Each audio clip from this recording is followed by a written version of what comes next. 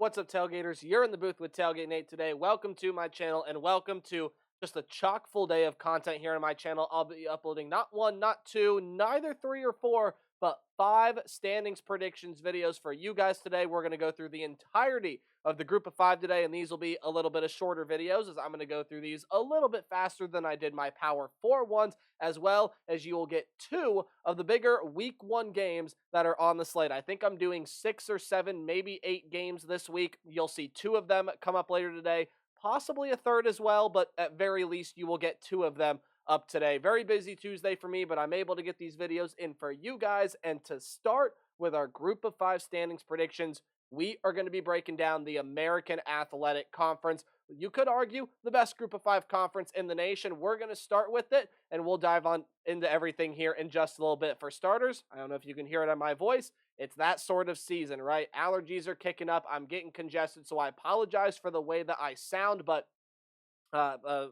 please stay patient with me on that. Again, I apologize for that sincerely, but hey, we're going to go ahead and roll with it. I got to put some content out for all you lovely people because A, I love doing it, and B, again, I'm a little behind here on these videos, but thank you so much for your support of my channel, either throughout prediction season, your continued support as now we are entering the first full slate of college football games. Please continue to support the channel any way you can. If you're as big of a college football nerd as I am, that means you got to subscribe and got to ring the bell so you hear everything that I have to say during the college football season. You can also like, you can comment, you can share. You can really do anything else to help me support my channel. But what you can also do is go follow me on Twitter at TailgateNate29. I'll be posting a lot of things about not only my YouTube stuff, but about my life as an aspiring sports media professional and as a sports media student here on campus. See, the stuffiness got to me there as well. So if you're interested in any of that, go catch up with that as well. Again, at TailgateNate29 on Twitter, X, whatever you want to call it. But let's dive on in, talking about the American Athletic Conference. And as per usual, we'll kind of go over some teams. We'll talk more so some than others, and just kind of why they're interesting to me. Well, for starters, the top of the American Athletic, I think, is going to be these 4 teams right here, and I think it's going to end up being a really competitive conference here, but there is no shadow of a doubt in my mind that the Memphis Tigers are the best team in this conference. They are at 10-2 for me, the only double-digit team out of this conference, 7-1, and no matter really how this season plays out, I think they'll lose a game in conference somewhere, but I also do think that they are the team that I would lock into the American Athletic Conference Championship game. Seth Hennigan is coming back. You got a ton of receiving talent returning as well. The offensive line adds some great pieces. The defensive line lit it up in the transfer portal. They did, well, not just the defensive line, but the defense as a whole lit it up in the transfer portal. But you love the leadership that Seth Hennigan brings back. You got Mario Anderson as a running back coming in through the transfer portal. And overall, I mean, just you got to love the group that Ryan Silverfield has been able to build here with the Memphis Tigers. Didn't make the conference championship game last year. They're the favorite to get into it this year, at least the favorite to me. I really like Memphis a lot. I think they're going to be able to break into the conference championship game and eventually go on to win the conference. Now, we'll talk about why I say that here in just a little bit, but the team I have playing them in the American Athletic Conference championship game, playing the Memphis Tigers, is the Tulane Green Wave. And you might say, Nate, they lost a ton of production from last year. Michael Pratt is gone. You lost a ton of wide receiving talent, a ton of defensive talent, and you lost your head coach, Willie Fritz. Tulane's not going to be as good this year. And while that may be true, I still think Tulane's going to be one of the better group of 5 teams, and thusly one of the better teams in the American this season. Yes, you don't have Michael Pratt. Well, Ty Thompson is an Oregon transfer that's coming in and should play huge minutes out of the quarterback room. You lit it up in the transfer portal, specifically in the wide receiver room. Shaz Preston, Mario Williams to pair with Yule Keith Brown and Dante Fleming, as well as some other returning pieces, some other pieces that enter through the portal there as well. And Mekhi Hughes does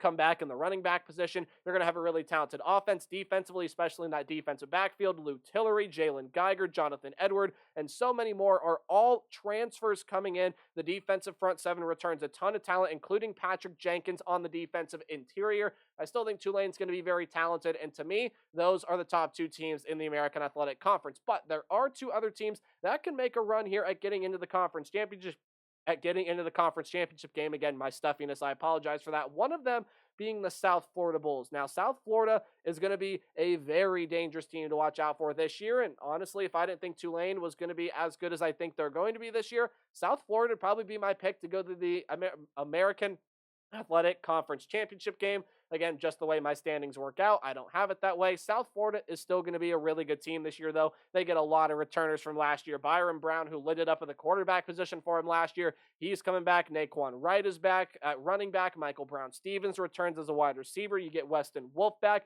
Even some really other good wide receiver pieces come back, as well as some good wide receiver transfers, such as Rahman Abdur Yassin, as well as Josh Hardiman. In the defensive room, you return a ton of talent pretty much everywhere, as well as getting a couple key transfers here and there. South Florida made a huge jump last season under Alex Golesh, and this season, I project them to take another pretty big jump. And look, a conference championship game is definitely not out of the realm of possibility. I think South Florida is going to be really good this year. They have to play the top two teams in the conference, though. I believe they have to play both Memphis and Tulane, so we'll see how that works out for South Florida this year. They do have a pretty difficult conference schedule as some pretty difficult out-of-conference games there as well. But South Florida is going to be a dangerous team this year. Watch out for the Bulls. They can absolutely break into the conference championship game. And UTSA is also still going to be good. Now, yes, they lost a lot of talent, most notably Frank Harris at the quarterback position, and that really good wide receiver who, for some reason,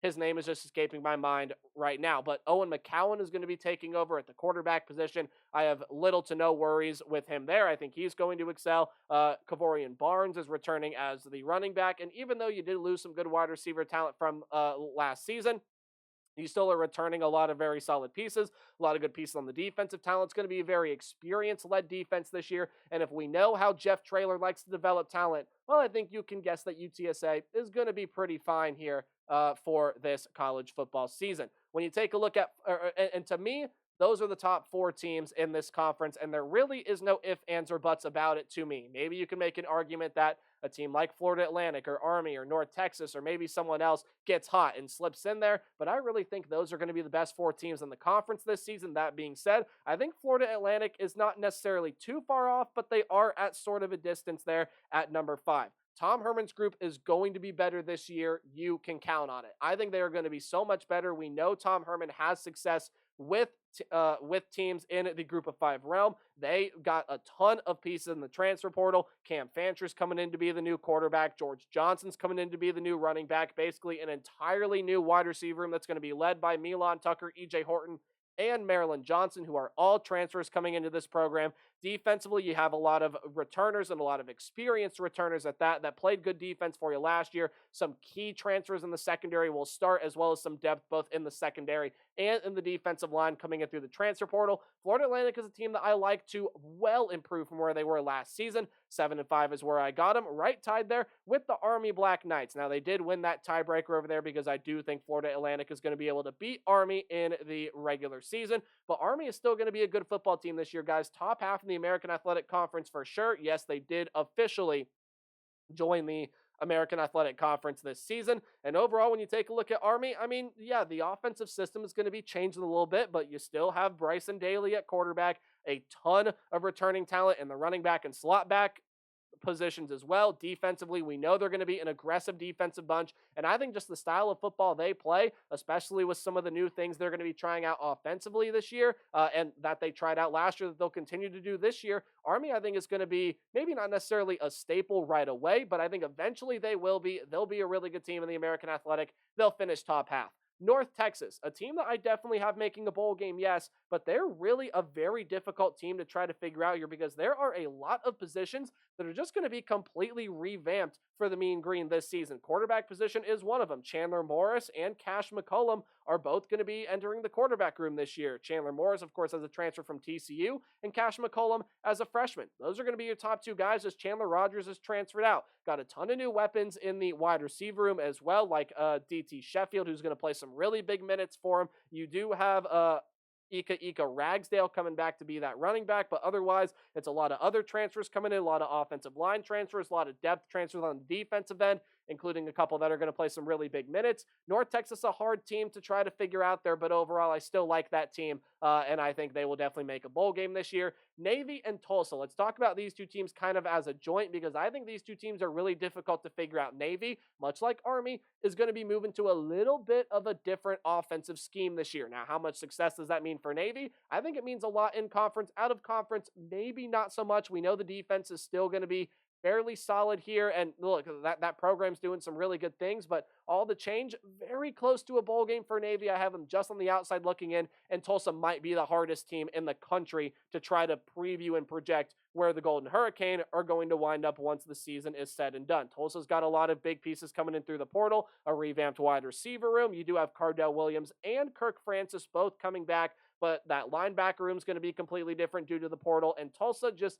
based on the talent level of where everyone else is in the American Athletic and based on their own talent level, they're just a really, really hard team to judge on the outside looking in of a bowl game here. I think they can absolutely make it there. Again, they only need one more win in my eyes. I think it'll be a fairly successful season for them in conference. They go 500, but they just miss out on a bowl game. A team that I don't think is missing out on a bowl game and is just this low in the standings just because of conference record are the Rice Owls. Hey, Mike Bloomgren has done some really good things over there, and yes, they lose Luke McCaffrey, that really good wide receiver that they had last year. He's gone off to the NFL. Well, fear not. E.J. Warner is coming over from Temple, and he was a bright spot for an Owls team that just didn't have a lot going for him last season.